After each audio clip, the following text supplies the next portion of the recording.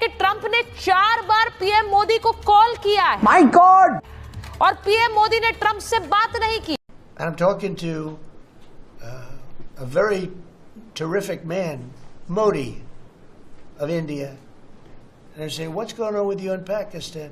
Then I'm talking to Pakistan on trade. I said, what's going on with you in India? And the hatred was tremendous. Now, this has been going on for a hell of a long time. India का इतना बुरा हाल नहीं है जितना आप समझ रहे हैं। मैं समझता हूँ कि इस वक्त एक छोटा सा सेटबैक आया है नरेंद्र मोदी की फॉरेन पॉलिसी के ऊपर। करेंगे ट्रंप की 4 कॉल्स की जो डायरेक्टली उन्होंने नरेंद्र मोदी को की, लेकिन मोदी साहब ने किसी भी कॉल का आंसर नहीं किया। ये एक बहुत बड़ी बात है कि एक सुपर पावर जो है वो बात करना चाहती है और एक बड़ी डेमोक्रेसी उसको बार बार रिफ्यूज कर रही है। पूरा ग्लोब हमारे खिलाफ है। मतलब जो गैर मुस्लिम है वो तो हमारे खिलाफ है ही है। जो मुसलमान है वो भी हमारा साथ नहीं दे रहे, क्योंकि मुसलमान भी जो है वो भी सिवाय पाकिस्तान के बाकी सब में तो ज़ील खत्म हो गई है, रिलीजियस ज़ील। 4 दफ़ा कॉल की है prime minister of India Narendra Modi साहब को, लेकिन उन्होंने उनकी कॉल का जवाब नहीं दिया। तो वो हमारा साथ दे नहीं रहे। हम अकेले हैं और हम अकेले लड़ रहे हैं, बल्कि हमारी वजह से आलम इस्लाम कायम है। हमारा हर वज़ीर आज़म मुस्लिम उम्मा का लीडर होता है तकरीबन, Like sometimes with different names for hundreds of years. But I said, what's going on? I said, I don't want to make a trade deal. No, we want to make trade deal. I said, no, I don't want to make a trade deal with you. You're going to have a nuclear war. You guys are going to end up in a nuclear war. कभी मत भूलिएगा कि India is now the 4th और the 5th largest economy in the world. क्योंकि India एक बहुत बड़ी economy है, world I think 3rd richest economy है, और तो यूएस की डिपेंडेंस और बाकी मुल्कों की डिपेंडेंस इंडिया के ऊपर काफ़ी ज़्यादा है।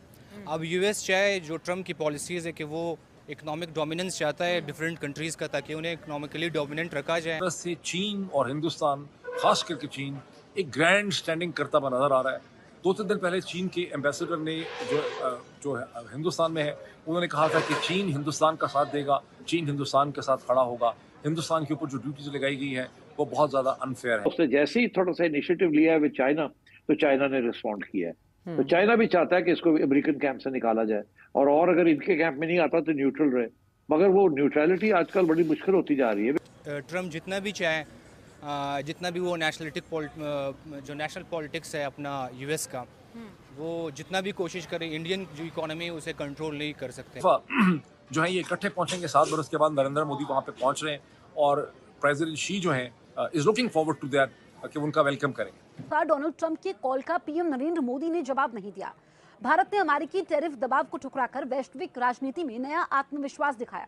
डोनाल्ड ट्रंप ने भारत पर 50% टैरिफ लगाया, तो पीएम नरेंद्र मोदी ने अमेरिकी दबाव के आगे झुकने से साफ इनकार कर दिया। जय हिंद, नमस्कार दोस्तों। तो दोस्तों, जैसा आप सभी को मालूम होगा कि भारत कितना ज़्यादा अपने आप को स्ट्रॉन्ग कर चुका है। और दोस्तों, अभी जब डोनाल्ड ट्रंप ने भारत को बहुत ज़्यादा परेशान किया था टैरिफ को लेके, तो दोस्तों रशिया कितना आगे आया था भारत के लिए, क्योंकि भारत ने रशिया से ऑयल लेना बंद नहीं किया था, और ट्रंप हमेशा प्रेशर बना रहा था कि भाई तू तेल लेना बंद कर दे रशिया से। पर हमारी दोस्ती इतनी बढ़िया है रशिया से कि भारत ने कहा कोई बात नहीं, तुम्हें जितना टैरिफ लगाना है लगा दो, पर हम अपना तेल लेना बंद नहीं करेंगे रशिया से। और दोस्तों फिर रशिया आए जब ट्रंप से मिलने, दोस्तों उन्होंने टैरिफ भी हटाया और काफ़ी ज़्यादा टैरिफ हटा दिया। और दोस्तों अभी जब ट्रंप भारत को कॉल कर रहे हैं दोस्तों, तो मोदी जी उनका कॉल का जवाब नहीं दे रहे। मतलब इतनी बड़ी कंट्री, इतने बड़े वर्ल्ड लीडर को दोस्तों इग्नोर कर रहे हैं मोदी जी। तो इससे पता लगता है कि भारत कितना ज़्यादा पावरफुल बन चुका है कि किसी भी बड़े कंट्री से वो नहीं डरता। मतलब आप हमारे साथ अच्छा करोगे तो हम आपके साथ अच्छा रहेंगे, और आप हमारे साथ बुरा करोगे तो हम आपके साथ बुरा करेंगे। तो दोस्तों आइए देखते हैं बाकी मीडिया का इसके ऊपर क्या रिएक्शन है।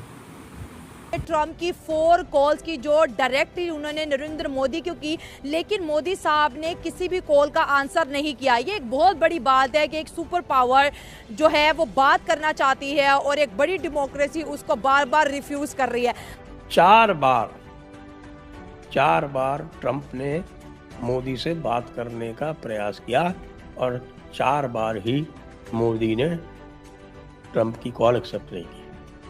अब मोदी ने ट्रंप की कॉल क्यों नहीं एक्सेप्ट की, ये सोचने वाली बात है। वो सोचने वाली बात ये है क्योंकि मोदी जो है वो ट्रंप की हरकतों से पूरी तरह से वाकिफ हो चुके हैं। उनको पता है कि ट्रंप जो है वो उल्टी पुल्टी बात करेंगे, और उल्टी पुल्टी बात करने के अलावा उनका ये भी भरोसा नहीं है कि क्या रिकॉर्ड कर ले और यहाँ से क्या बात हो और उसका क्या रीड आउट उसकी हो जाए और क्या दुनिया भर को बता दें कि साहब मैंने मोदी को धमका दिया बात करके, और मोदी जो है वो पूरी तरह से मेल्ट हो गया और मोदी अब जैसा मैं कहूँगा वैसा करूँगा। क्यों? क्योंकि ट्रंप तो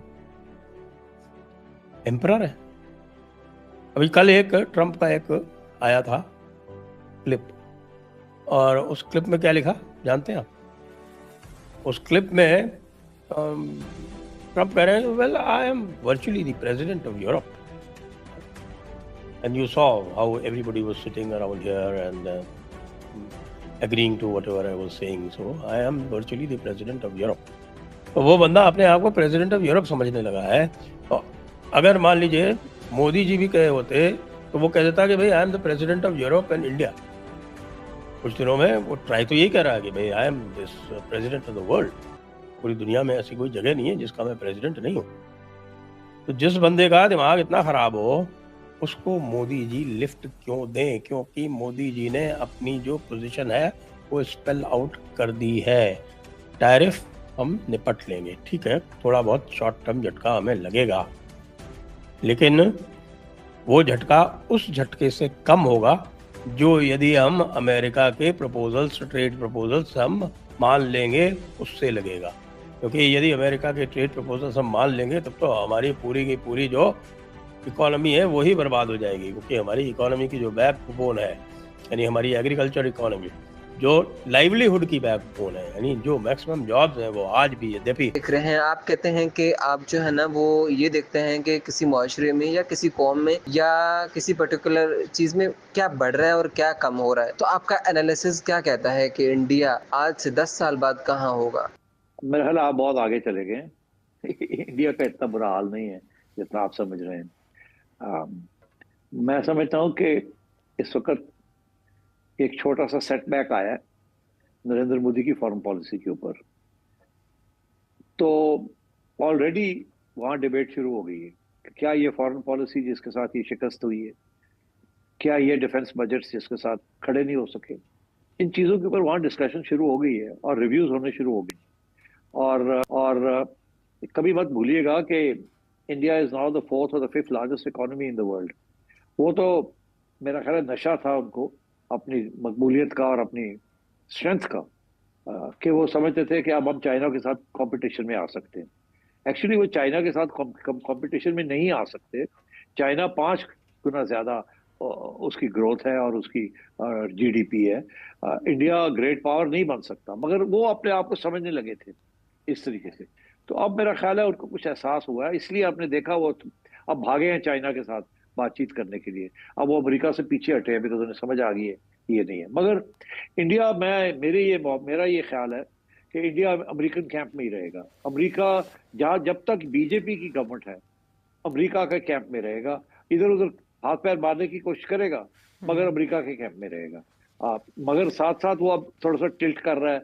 अब वो रशिया चाइना को भी, वो फोरम को भी एक्टिवेट कर रहा है एंड सो ऑन। और आपने देखा उसने जैसे ही थोड़ा सा इनिशिएटिव लिया है विद चाइना, तो चाइना ने रिस्पॉन्ड किया है। तो चाइना भी चाहता है कि इसको अमेरिकन कैंप से निकाला जाए, और अगर इनके कैंप में नहीं आता तो न्यूट्रल रहे। मगर वो न्यूट्रलिटी आजकल बड़ी मुश्किल होती जा रही है बिकॉज ग्लोब जो है वो स्प्लिट हो रहा है टू मल्टीपोलर। पहले तो एक पोल था, अब चाइना, रशिया, ब्रिक्स, ये दूसरा पोल बनना शुरू हो गया। तो अब इंडिया के लिए मुश्किलात है। मैं समझता हूँ कि ये जब तक ये बीजेपी की गवर्नमेंट रहेगी उस वक्त तक ये प्रॉब्लम्स रहेंगे।